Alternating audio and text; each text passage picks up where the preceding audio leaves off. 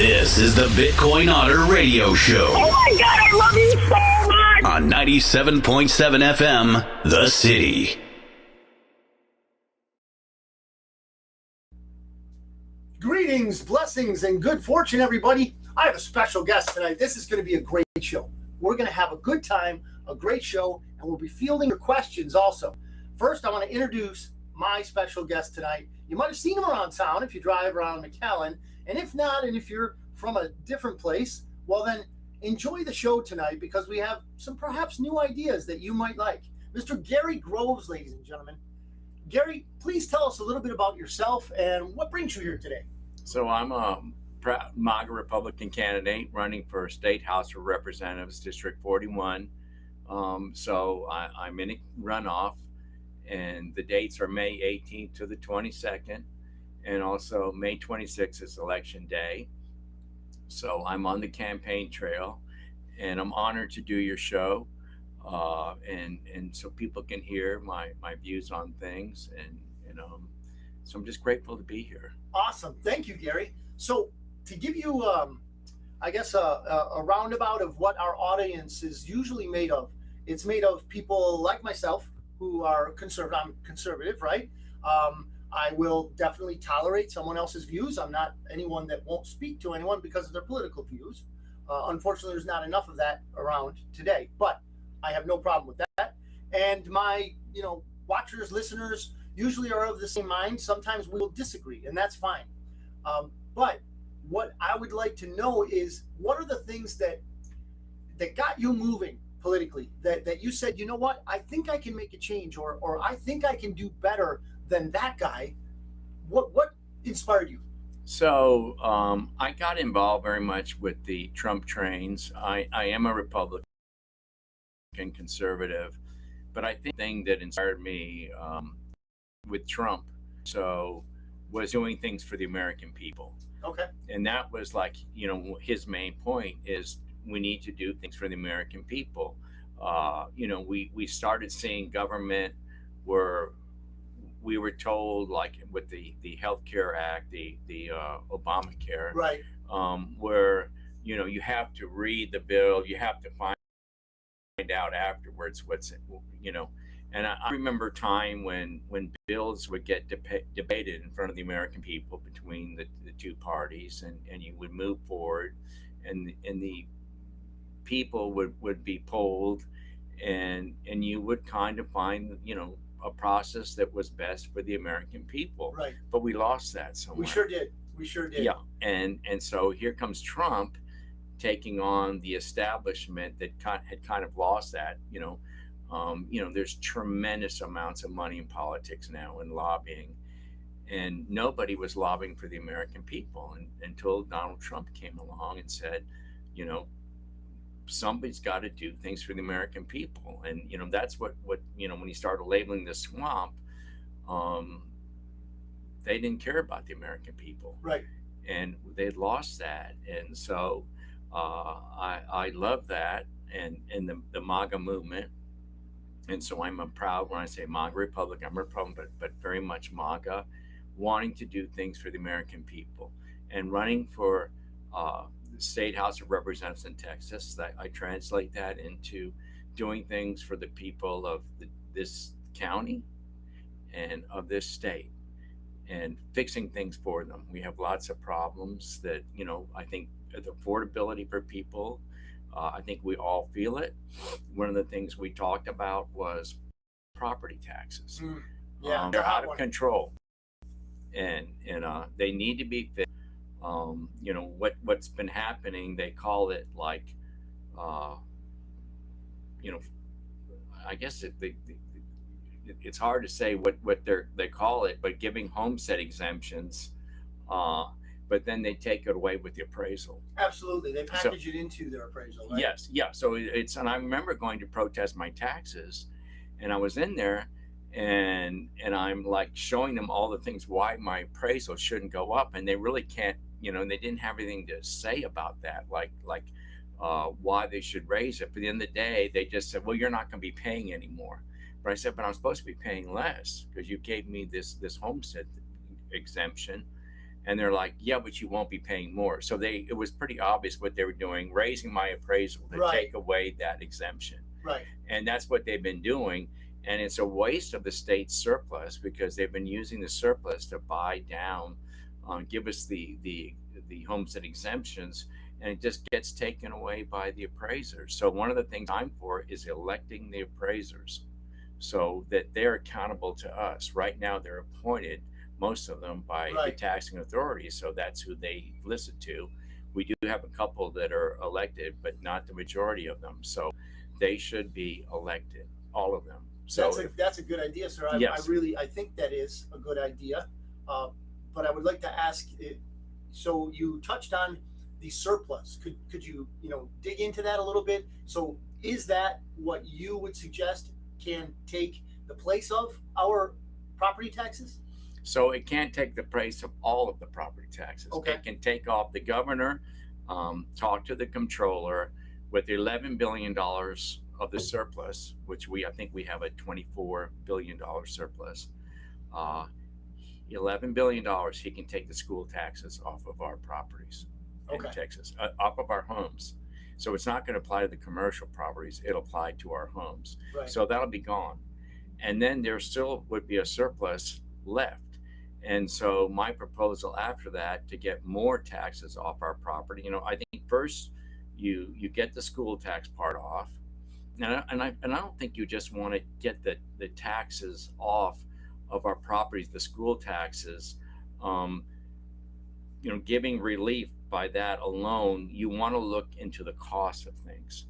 For instance, you could have like an area supervisor instead of a bunch of, supervisors of different, schools. You can have one for the area.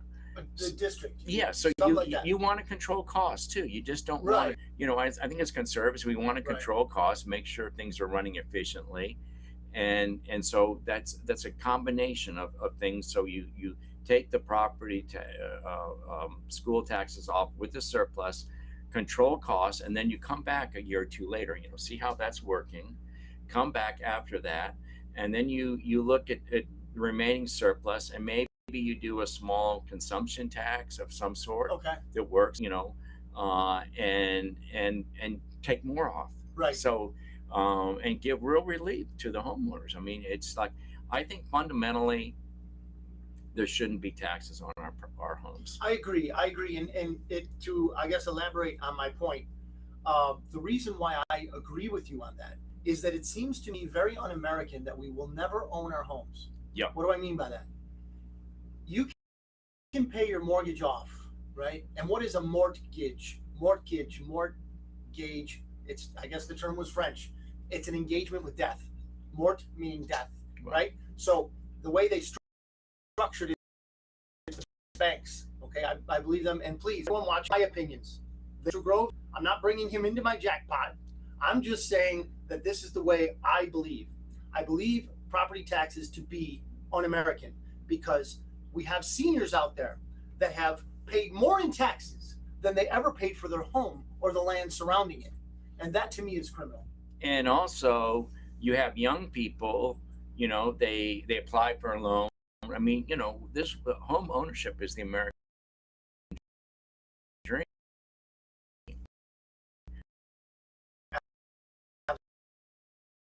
Right? And home be and home part of their budget. Right. So it's not right. I mean, your home, the American dream is so important, owning that asset, but also the affordability of it. If you keep raising the appraisals and raising the taxes on people, that's their main asset, and and also I feel like it's a captive audience for the taxing people, right? Because it's your home. Where do we go? There's no place to go. That's right. Yeah. And they know that. And so, fundamentally, I totally agree with you. Get it off our homes and do as much as we can. The other thing I would suggest is,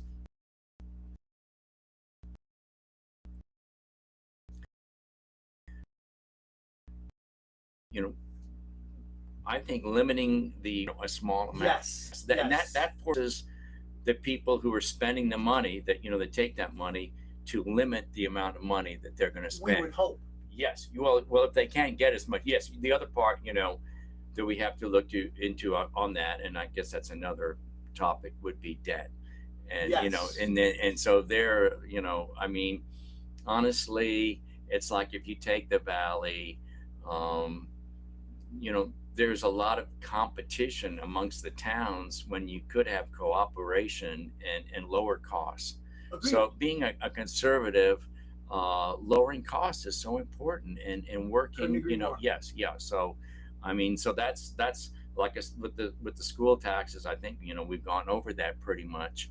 Right. So And so another thing I think is the franchise tax. It's a tax which is very complicated, um, and I believe I read that if you get rid of it, it doesn't raise that much money for the state. Um, and if you get rid of it, it would create about 47,000 jobs. please explain, what is the franchise tax? So it's a tax where I guess you look at your inventories and your business, and you pay a tax to the state on it. I mean, and it's like they're trying to reduce the amount by saying, okay, they're limiting it to so much, like 2.4 million or whatever. They're trying to, like, make it less onerous, but it's very onerous for business to have to go through that process. Right. And it doesn't raise, it's really kind of a business state income tax. And if you get rid of it, you'll get more businesses coming into the state, creating more jobs. And that's Right. another thing. I am so pro business, um, that you getting rid of that will create more jobs for the state. And just to be, I know you all, everybody who's watching this show, 99%, unless you bumped into it on Facebook, 99% know very well that we are about people being able to afford the things they have. But when we're talking about taxes and things like that, we have to remember that everyone pays them. Meaning, if you raise a business tax, where do you think the end result of that tax will be? It'll be in the price of the goods and services that you and I pay. So we literally pay business tax. We pay corporate taxes. Corporations don't pay taxes, okay? People pay taxes, because in the long run, in the end, and you know which end that's going, in the end, we get it. You understand what I'm saying? That's why I believe what you're saying, Mr. Groves, is exactly what we need. We need to look at the expenses. We need to look at what taxes we're paying, and how do we reduce all that. And I like the idea where you say we have such like a district supervisor of something, and I think it was the school system you were talking about. I have nothing against, just because we have teachers out there, I have nothing against teachers. I have things against bureaucracy, and the educational system is rife with bureaucracy, ladies and gentlemen. And I will tell you that there are some school administrators, if you will, that have hefty salaries, and like you say, Unbelievable salaries. and they are spread out. And you know what that tells me? And I'm not, again, trying to bring you into the jackpot. This is what that tells me. It tells me that they're incentivizing them not to change the system. Yeah, I agree with that. I mean, so being conservative, like I talked about the property taxes, lower taxes, but you also have to control spending, and so that's so important, and that's a huge part of the equation. And so yeah, and you said a prayer at the beginning of this, and I'm a Christian, and I think part of that is I feel more like it should be about people helping people, not always, government, dependency. Right. And I just love the idea more of churches and people doing things for each other. Right.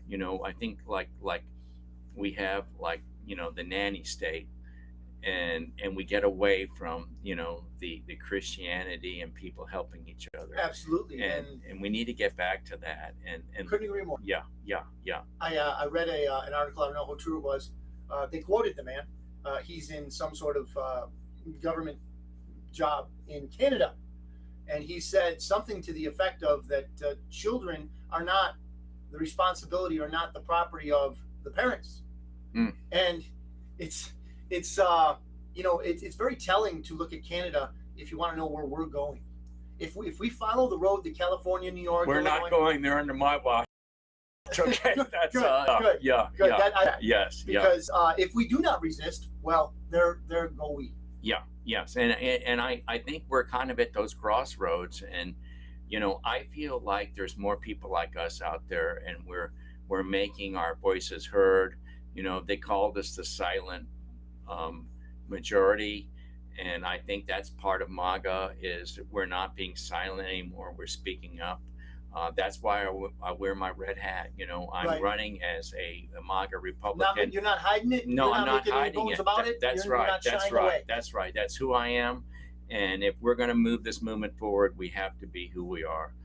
Absolutely. So Barry's there. Barry, Eli, and Tammy. Nice to see you all. Glad to see you're watching. And Barry backs us up with your statement on it starts in the community, says Barry. It starts in the community. And to my view, and I'm not pulling you into my opinions. I'm just saying that community things ought to be dealt with in the community. If we want state help, well, maybe if we have to, we solicit it or we in some way apply for it. Okay, but to have, like your term was, and this good one, nanny state, imposing its will upon us in the community, that's not the way this country was built. That's not the way we will ever succeed, because who cares more about the Rio Grande Valley than those of us who live here, right? So we can't expect someone in Austin, and that my term, again, this is mine, this is not Gary's, my term for Austin is Austinistan, okay? Because sometimes I do believe it's lost, okay? So we don't want Austin determining the valley's politics or the valley's status quo. That's my opinion.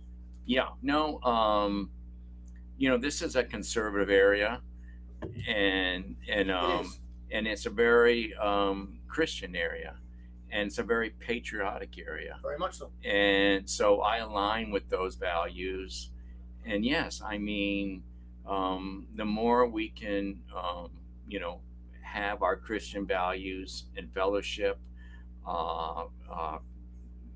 being part of our life here, and not being part of the nanny state. I mean, there is that battle, right? I mean, you see It's a it, and struggle it could all be the in this race that could happen. I mean, Right. we have some people that are going to push the nanny state, Right. and so I'll be pushing back against that. Excellent. Yeah, and one of the things I love going out and knocking doors. That's how I met Joe.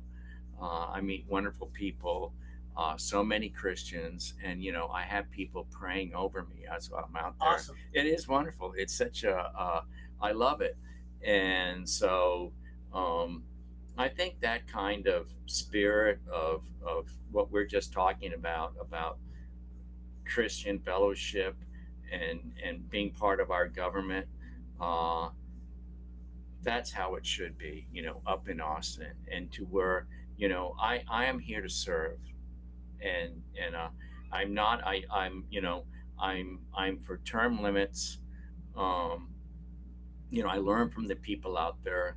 I want to go up there and make a difference and make the people's lives better here. That's all I want to do. Right. And I don't have any big political aspirations, but and I know there's other people up there that feel the same way. And and then there's others that don't, and Okay. that's the battle. Let me ask you this, and I've said this on my show, and I'll be transparent here. I am not what I would call myself or identify myself as a Republican, and this is why. When you mentioned the swamp earlier, I agree with you. But here's, and I believe a lot of people are thinking this way, Gary. I really do. I blame Republicans more than I blame Democrats. And here's why. And I'm not talking about Valley Democrats, because like you said, we are rather conservative here. Now, the Democrats are who they are, and they make no bones about it. I personally, not you, I personally, I call them by the press. I see that, and I understand what you want. And in my mind, it's the destruction of the country as we know it. I blame the Republicans because they pretend to protect the Constitution and they pretend to protect the American way. But when we see certain bills get passed by the help of 6 or 8 or 10 Republicans, that rarely happens on the other side. So my question to you, and I don't want to put you on the spot, but my question to you is, as a Republican, will you fight for the American way regardless of the way things in Washington might, or in this case, No, in I might go? agree totally with you. I mean, it's a huge frustration. I mean, look at President Trump right now with the SAVE Act. I mean, that's a no-brainer, right? Thank you. No-brainer. Who do we have? Thune is blocking it, right? blocking it, and it's terrible. And so, I think how I see this is that you have these political machines, they're very entrenched, and you may have a Republican, but that person's not really Republican. Right. They're a Democrat, but Right. they get elected through these machines, and then we see it. And so I would say to the voters, it's up to you to figure this out. I'm a proud Republican. I'm wearing this hat. This is the real deal. And I don't want to say anything negative about people, but I'm in the race because I feel strongly that you need a Republican in there as a Republican. And that's what I stand for. And so, yes, and we do have good Republicans, but there's always this 6 or 7 or 8 who are not really Republicans. They're more than likely Democrats. And they maybe live in a district where the Republicans are going to win. So they cross over and run as a Republican. Right. And we actually have that here, where you may have people sure. that are, conservatives or whatever. They feel like they can't get elected. So they go into the Democrat Party because they care more about office than they do about principles. Right. And I care more about principles than I do about office. I get So yeah, and that's important. And the voters, you need to really pay attention, because if you make a mistake, we all pay for it.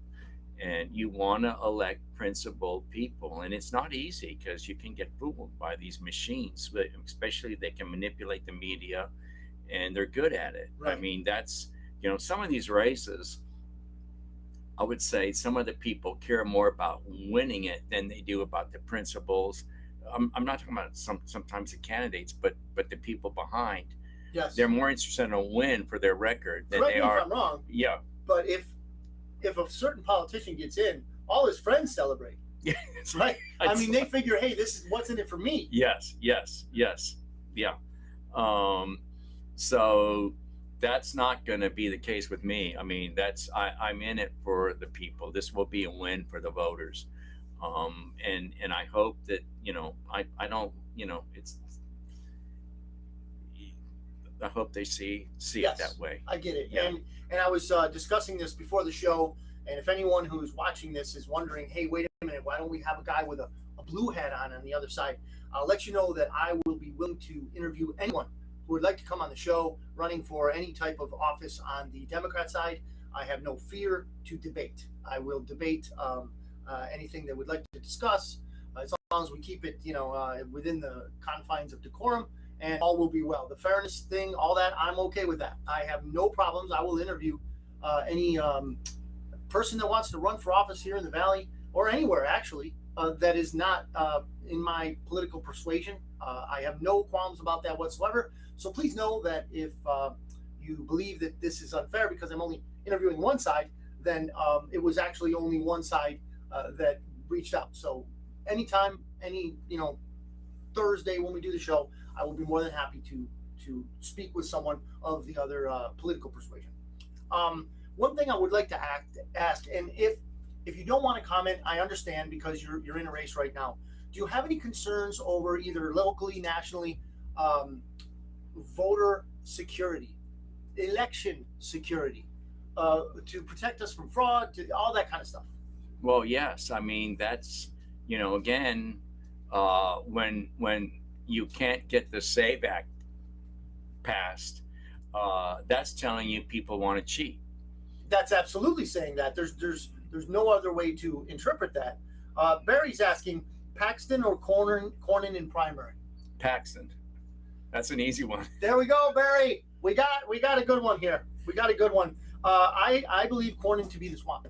He's the swamp. I really do. I believe he's a Democrat that could very well be. Yeah, that was in a Republican area and saw that that's the way in. But he's could very well be. Oh, the red flag laws. I mean, just no.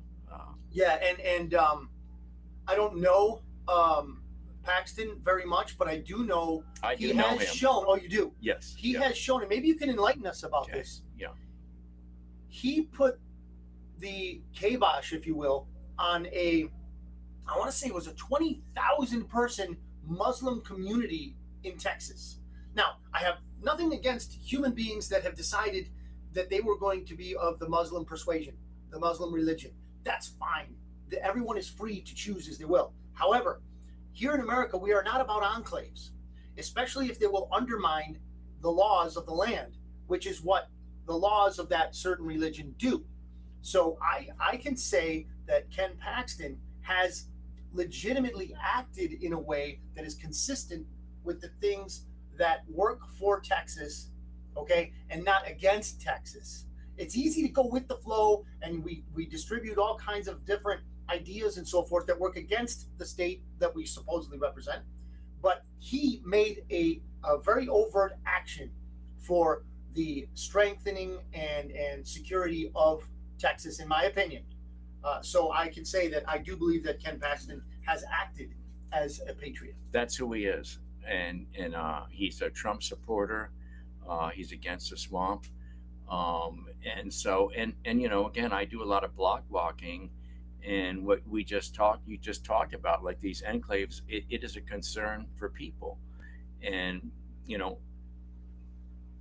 I suppose like the Islam religion, there's many probably pretty good people in it. Sure. But then there's factions of it that want to, destroy Christianity, and so that's a real issue. And these like Sharia law, I'm totally against Sharia law. Absolutely. I mean, we have our laws here. They're based on our system of government, and so that's a problem for people out there. And so yeah, I mean, I'm glad that Ken Paxton did that, and we these are things that have made America great, and that's we had immigration into this country.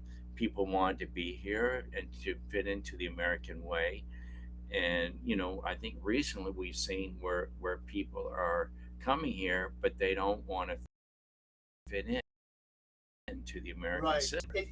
We know why they're here. And again, this is me. They were here because at some point or another, so many insurgents came into our country. So many people were in positions of authority and power that we just invited them in. Yeah. And it wasn't because they were going to assimilate. It was because they were designed to replace you and me. Yes. I think it was a political decision, and I really blame this. He was the one that started it. Yes. And it was like, if we can bring all these people in, we're going to keep power because these people are going to vote for us. And so it was a political decision. It wasn't based on what's good for the country. Immigration in our country should be based on what's good for our country. Absolutely. And so I'm strongly for legal immigration. And it doesn't mean that we can't tune things here and there to make it work better. Right. But it needs to be legal. And so, yeah, so I think that all goes into it. We want people here that want to be part of this country, accept our values. So, yeah, and that's one of the things we saw in Minnesota, where you have people that are just brought in for political reasons, and then you see where they're ripping off the system. Absolutely. And I'm for Dojing, Texas. I mean, awesome. I know Don Huffines. Oh, okay. Yes, personally, I just he invited me to a party at the convention, and so he will doge Texas, and he needs people, good, real Republicans up there to support him, because there are going to be people that will be against that. Right. But I know we have it here too, and so there again is like wasting of the taxpayers' money, which is our money, yours and Right. mine. Right. And so, I feel the same way. yes, so we there are many things that can be done, and I think this all leads to affordability. One of the things that I have been endorsed by TLR. Strongly, they've done a lot of great Texas lawsuit reform. Got it. Yeah. Got it. And right now there's a huge industry on going after these 18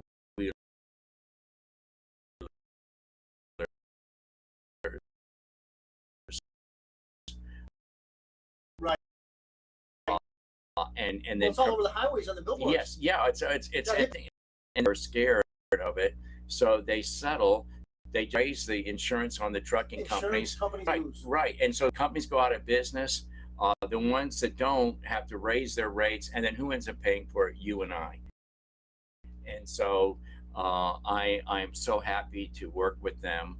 I will definitely end frivolous lawsuits. I mean, there are lawsuits that are warranted, but there are also ones that are scams, and it should be stopped.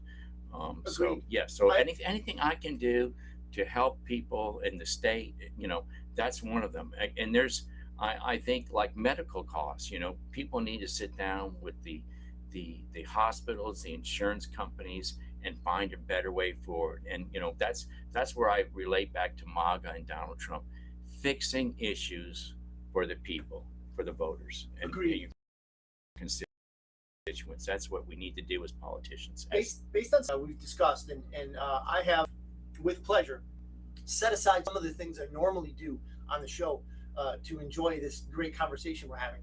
But what I would like to do is possibly, and I don't know your stance on this. We haven't spoken. We just met tonight, everybody. I don't know your stance on Bitcoin, blockchain, all that.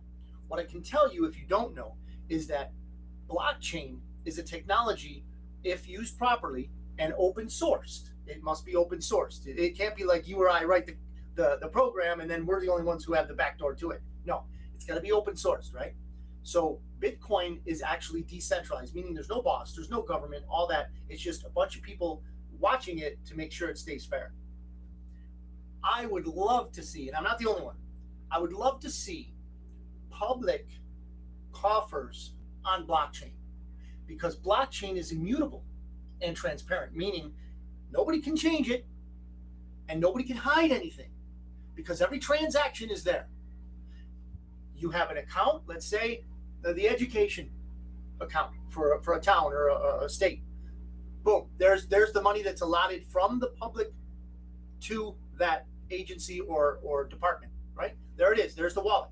Then you see all of the transactions, only a couple should go in, right? Only the ones that are approved from the taxpayers to that go there.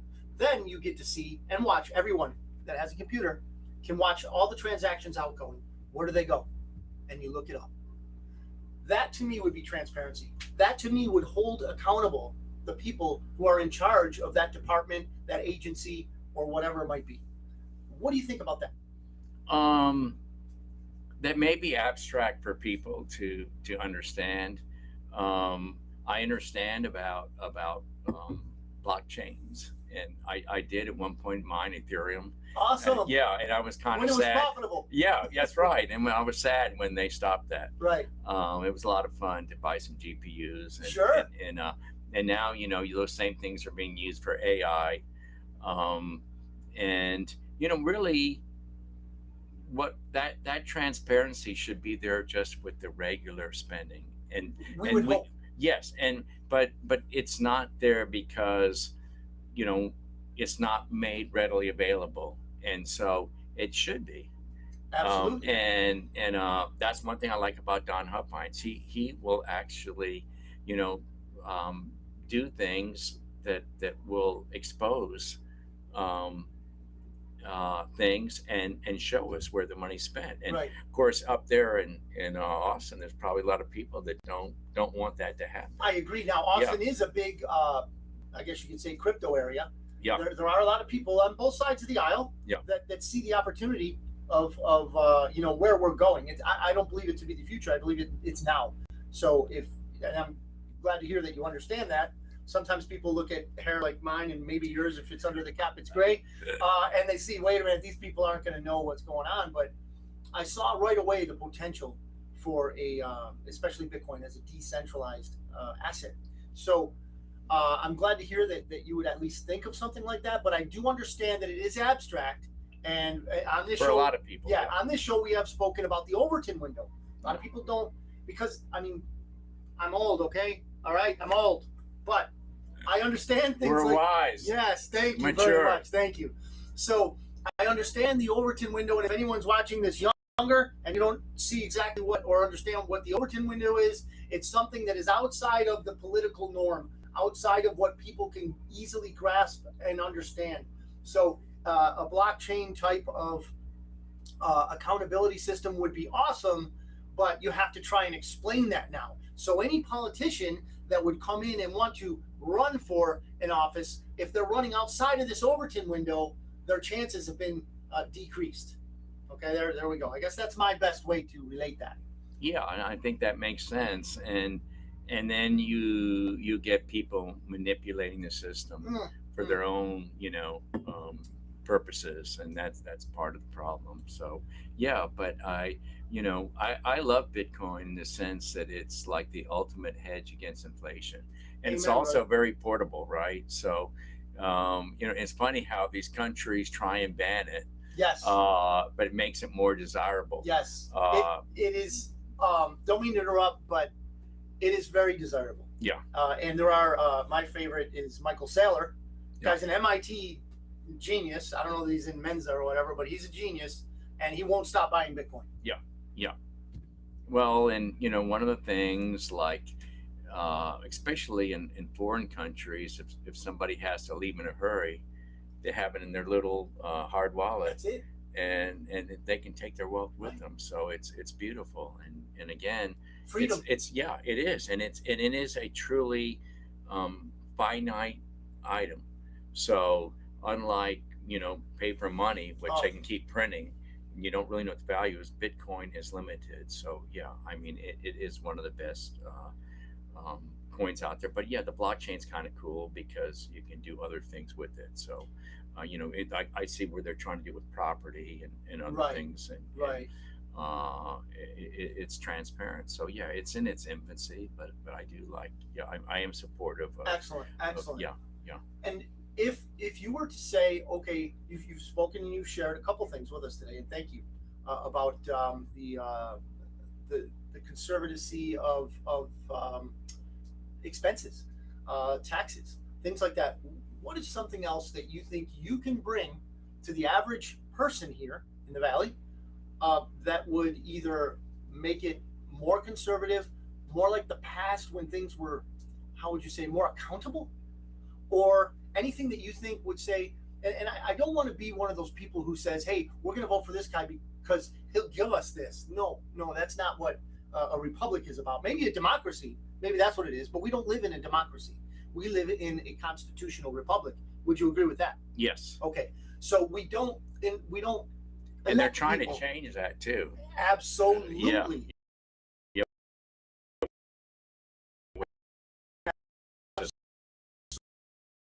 Absolutely.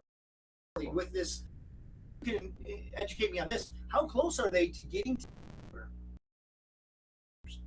There's no former. Spanberg in Virginia exclude the electoral votes. Yeah. How is that going? Yeah, that's terrible. I mean, of course, yeah, that's unconstitutional, and this is coming from the left, and like you said, a lot of them are communists. Absolutely. And they want to destroy, what this great, republic of ours, and so, that's we need to stop that. We need to fight it, expose it for what it is, and so, I think that they're trying to promote it. I think sometimes in our colleges, in our schools, and I think people are waking up to it.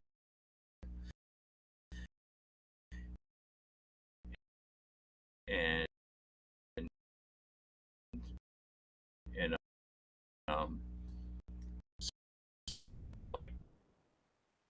seeing a big, um, the, the government proposed I guess people call it school vouchers. It was oversubscribed. And Wow. yeah. And so they're probably going to have to broaden it. Uh, and the charter schools are doing well. That is great. That is Yeah. that is literally, my opinion, Yeah. decentralization of education. Yes. Okay. Anything centralized is more prone to fraud Yes. and It's abuse. competition is a good thing. It's the American way. And so I'm glad we have an education. The best system's going to win out. So that's wonderful. But the main thing I think, when I see it on the campaign trail, I have a wonderful campaign team of volunteers, and they're very Christian, and a lot of praying and uh, the peace and love of God in their lives. Amen. And so We need more. we need more. That's what I think the nanny state is trying to move us away from that. Absolutely. And we're fighting back. And I'm so blessed to have such a wonderful Christian campaign team. We have a great time, even though it's not easy. Campaigns are not easy. I pray a lot to God. That's where I find my sustenance in this campaign when Awesome. things are tough. I'll tell you what, you may or may not be surprised. And Barry says homeschool if you can. I agree with you, Barry. I agree with you. And hopefully our economy will improve to the point where we can have more families homeschooling. I'm totally for homeschooling. Yeah. Again, that's another thing. Anything we can do to they help would receive a voucher, correct? Yes, I believe so. And that's I did talk to the homeschooling, I did. They actually have a pack, and I was so for it. I was like, well, I don't know if they're going to endorse me, because it's like, well, Gary's so for us, why bother? But yeah, again, competition, and I love it. I mean, again, I block walking. I ran into a young woman who's going to university, and she told me how the professors are promoting communism right over here. Sir. Absolutely. And she's an outcast because she's a Christian conservative, and that's just terrible. I've said this on the show before, and I'm not the only one that thinks this way. In fact, I subscribe to a guy's email service, and he coined the phrase. His phrase is Saint Joseph of Wisconsin, and who he's referring to is the late great Joseph McCarthy. He was right, sir. There were and are many communists in our government, and when I started to realize that, it was when, wow, McCarthyism is a byword. It's an insult that's bandied about and everywhere, from Washington to education circles and stuff. But the fact of the matter is, he was right. There are communists on us. Well, look at Brennan.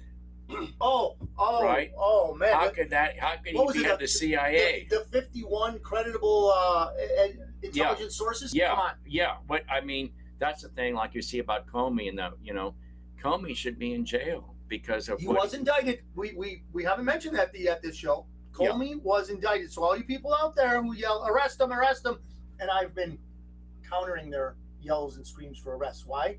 Because who's going to convict them? We don't have good judges anymore. Yeah. But like what he did, lying to the FISA courts, that whole thing about, I mean, just think of all the wonderful things Trump could have done had he not been under that investigation. Beleaguered. Yes. Attacked. Yes. And so, so I it's, we do have to be careful. I mean, communism's out there, but again, one thing I do see, being out there blocking, we have a lot of great Christians, conservatives here in this area. More than anyone knows, and more than the usual suspects want us to know. Yeah, and I would say to people, be proud of it. Just like I'm proud of wearing this hat. We, like I said, we're not the silent majority anymore. We are the majority. Right. And I'm running, with this. That's like, I'm pushing this movement forward. We have a lot to be proud of. We're great Americans. Absolutely. And we're not going to be, tolerating the nanny state. And, I try and be nice to everybody.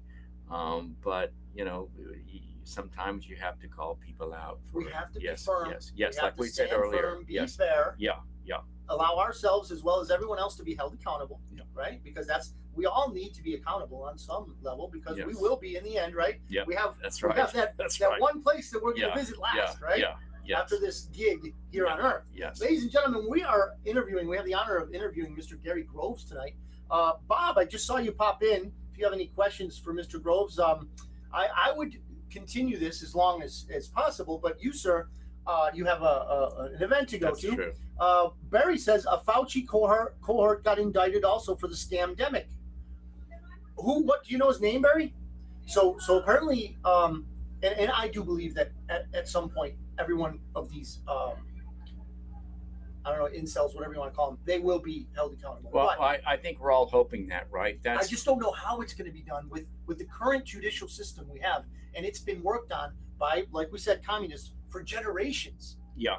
And education has a lot to do with that, because what level kids don't even know cursive writing anymore. Well, that's where we see like with about Paxson, what he's doing. That's why we celebrate it. And so, yes, I know it's one of the frustrations, people on our side have. We want people accountable who have broken the laws, who have done bad things to this country. We want them held accountable. And so, Absolutely. yes, and that's like as a public servant, I will do that where I can. So thank you. And, yes, and I yes. just know how I would answer this, and this is not a gotcha question, because if you don't want to answer it in a certain way, I'll go all in on it. Yeah. What would you say to the person who said, well, Trump was convicted. Trump has 53 convictions, or whatever number they pull out, right? He's a convicted this, he's a convicted that, he does this, he does that. What would you say to that? So those are scam convictions. And when we talk about the Thank judicial system being a mess, Mhm. that's it. And then you find out that these people who are doing it were actually committing lots of crimes themselves. And Fannie Willis? yeah, exactly. And this goes into the Dojing, what Elon Musk Absolutely. exposed all this corruption. I mean, how does AOC become a millionaire off of a Elon public? Omar? Yeah, same thing. And too many of them, and too many in the judicial system. And but there's still good people there. Amen, and so brother. There are. yes, And there are fellow patriots out there like and you we and I. want more good people in office. And I would just say to the people out there, pay attention, do your homework, because there are people trying to fool you. Do your homework and go for the good people, and it will help our country, and it will help you. And so I also like, I want to thank you for having me on the show. It's an honor, sir. Yes, yeah, and God bless all of you, and that if you do go out and vote for me, I'll make you proud, and I'm here to serve you. And I'm always telling everybody, because I go out and block walk just about every day, I will have an open door. I'm here to serve you. I find people share their concerns with me, but they also give me solutions. And that goes back to like we were saying about a Christian community. It's about us as in helping. And I will submit this: it's not just about the people we elect. It's us. Are we engaged? Yes. Are we? I know we're paying attention, because if you wouldn't be if you weren't. I know you're paying attention because you're watching the show. Put it that way. But we need to be engaged. Yes. As citizens. Yes. At the most basic level, and in my opinion, the best level, because we are where it gets felt. Yes. Where the decisions get made are not necessarily where the repercussions are felt. Yeah. So, could you please repeat the date of the runoff? The runoff is May 18th to the 22nd, and then election day is May 26th. And I encourage people to early vote, because the lines get longer as you wait, and then sometimes it's hard to get in to vote. Yeah. So. And since you're probably not a Democrat, you can't vote more than once. Just so you know. That was me. Yeah, no. Mr. Groves is not in on that one. That was impromptu, and that was me. All right. Okay. Okay. Well, so I've enjoyed being with the Awesome. show with you guys, and thank you to the audience. God bless you guys, and always try and elect people who want to serve you. Well said, sir. Well said. Thank you. And for all of you out there, thank you very much for watching the show. Thank you for participating. Barry says thank you, Gary. And if you feel that we would be better served by a man like Gary Groves, and I can definitely say I do. I feel that way. And I don't just feel it in the way that some people say they feel it. I have logically gone through things. I have thought them out, parsed them out. And I do truly believe that Mr. Gary Groves would be worthy of our vote. But that's up to you. That's up to you. I'm not here to tell anyone how to vote or do anything else for that matter. Thank you for watching, for being with myself and Mr. Gary Groves. Thank you. God bless you, please. And again, God bless America. Bitcoin Otter and Mr. Gary Groves, we're out. Have a great week.